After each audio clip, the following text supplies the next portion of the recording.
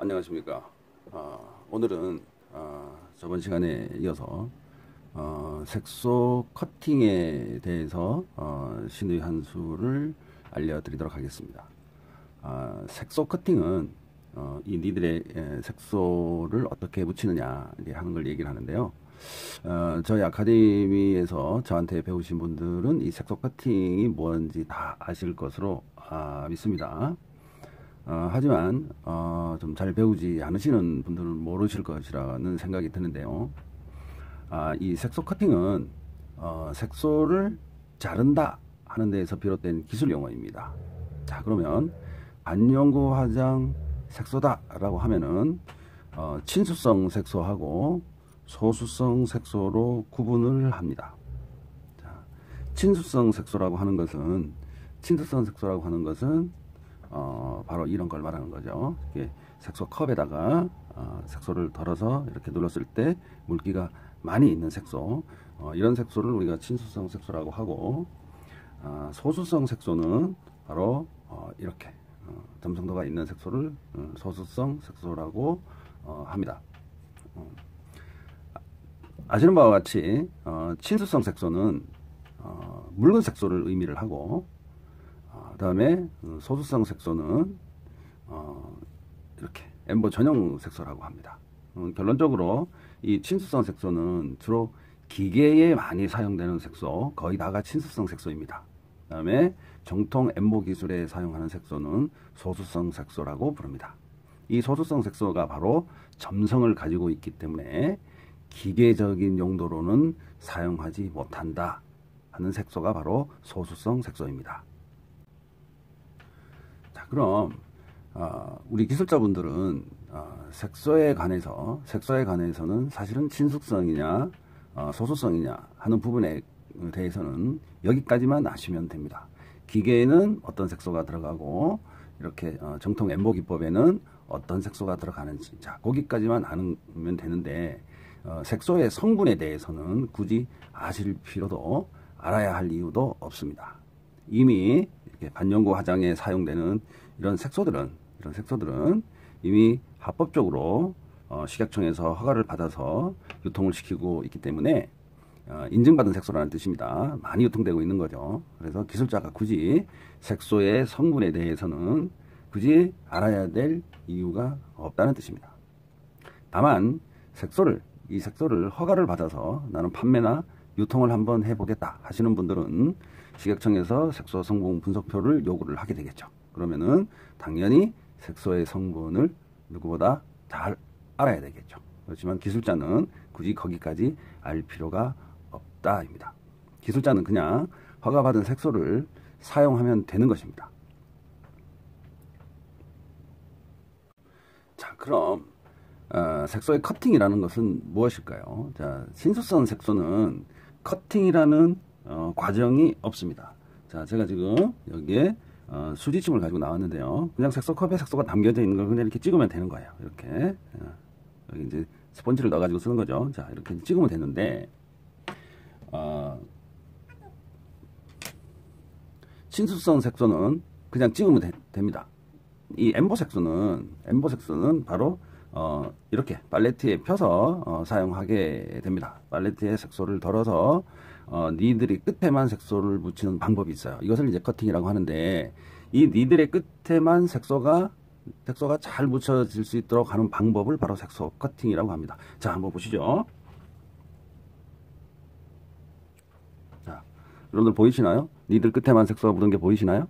자, 이렇게 보이시죠? 자, 이런 방법을 색소 커팅이라고 합니다. 자, 그럼 이렇게 찍어서 한 번 또는 두 번 사용을 하고 다시 클리어런스한 작업을 합니다. 자, 깨끗한 상태에서 다시 커팅을 하게 됩니다. 자, 근데 여기서 일반 기술자분들은 그냥 이렇게 막 찍거나 그 상추 쌈장 푸듯이 막 이렇게 이상하게 이렇게 묻혀서 엠보 니들 굉장히 지저분하게 묻히는 경우가 있어요. 자, 이렇게 하면은 안 된다는 것입니다.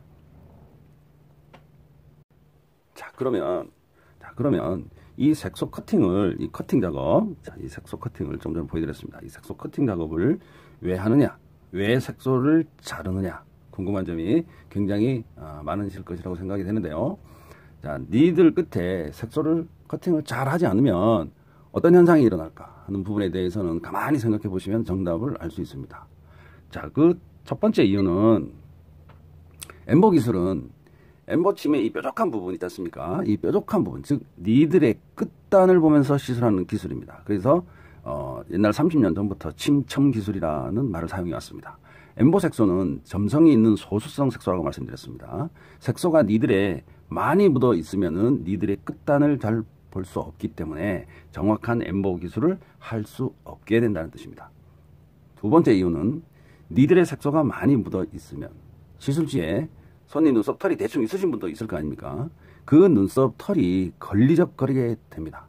엠보 니들이 시술 부위에 닿기도 전에 손님의 털 때문에 작업이 매우 곤란한 지경에 이르게 된다는 것입니다. 이거 짜증나는 일이죠.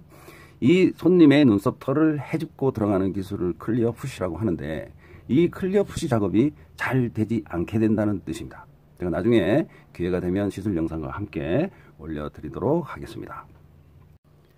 자, 세 번째 이유는 엠보 니들의 색소가 많이 묻어 있으면 안 되는 이유는 엠보는 한 번 찍어서 여러 번의 선을 만드는 작업이 아니에요. 한 번 커팅을 해서 이렇게 한 번 커팅을 해서 한 개의 선을 만들거나 또는 많으면 두 개의 선까지만 만듭니다. 한 번 커팅해서 한 개 또는 두 개의 선을 긋는 기법을 원칙으로 하기 때문에 그렇습니다. 자, 그럼 결론은 엠보침에 색소를 많이 묻히면 안 되는 이유는 첫 번째, 정확한 기술을 할 수가 없다. 두 번째는 손님의 털 때문에 시술 시에 짜증이 많이 난다. 세 번째는 엠보의 선을 한 번 또는 두 번만 긋기 때문에 굳이 많이 찍어서 여러 개의 선을 긋지 않을 거면 굳이 많이 찍을 필요가 없다. 이런 뜻입니다. 자, 그럼 여기서 엠보의 색소는 소수성, 다시 말씀드려서 이게 점성이 약간 있는 색소를 사용한다고 했습니다. 그럼 묽은 색소, 즉 다시 말씀드려서 친수성 색소는 왜 엠보 기술에 사용하면 안 되는가? 친수성 색소, 그러니까 묽은 색소를 말하는 거예요. 묽은 색소, 즉 다시 말해서 여기에 색소 컵에 담아가지고 사용하는 색소를 말씀드리는 겁니다. 이 컵에 담아가지고 사용하는 색소는 묽은 색소죠. 이 묽은 색소는 주로 아이라인이나 입술, 타투 색소들이 전부 다 친수성 색소라고 보면 되는데 이 친수성 색소를 왜 사용을 하느냐? 왜 엠보 기법에는 사용하면 안 되느냐 하는 거예요. 다른 기법에는 아이라인이나 입술은 친수성 색소를 사용하지만 엠보 기법에는 친수성 색소, 이 엠보침으로 사용하는 기법이죠. 여기에는 바로 친수성 색소를 사용하면 너무 묽기 때문에 사람 피부에 상처만 많이 주고 색소가 침착이 잘 안 되는 단점이 있습니다. 그래서 엠보 기법에는 이 소수성 색소를 사용하는 것을 오리지널로 보고 있습니다. 만약에 나는 엠보 기술에 완전히 숙달된 기술자다 라고 생각하시는 분은 니들의 색소를 어떻게 묻혀도 무방합니다만은 엠보 기술 28년 차인 저도 지금까지도 이 커팅 작업을 하면서 시술을 하고 있습니다. 커팅을 하는 사람과 커팅을 하지 않는 사람의 엠보선의 차이는 확실히 차이가 날 수밖에 없습니다. 이 색소 커팅 기술은 과거 30년 전에도, 즉 다시 말씀드려서 1세대 기술자들이 사용하던 기술로 지금도 변하지 않는 신의 한 수 기술이 되겠습니다. 구독과 좋아요 부탁드리고 다음번에는 엠보선 자체가 가지런하지 못하고 좀 이렇게 구불거리는 선이 있죠. 구불구불한 선, 그 구불구불한 선을 말씀드리면, 자, 선이 이렇게 되는 것과 이렇게 S자로 굽어지는 선들, 이런 선들을 보셨을 거예요. 자, 이런 선과 S자로 굽어지는 선이 사람 피부에 어떻게 영향을 미치느냐, 결과가 어느 것이 더 좋고 어느 것이 더 안 좋느냐 하는 부분에 대해서 영상을 올려드리도록 하겠습니다. 감사합니다.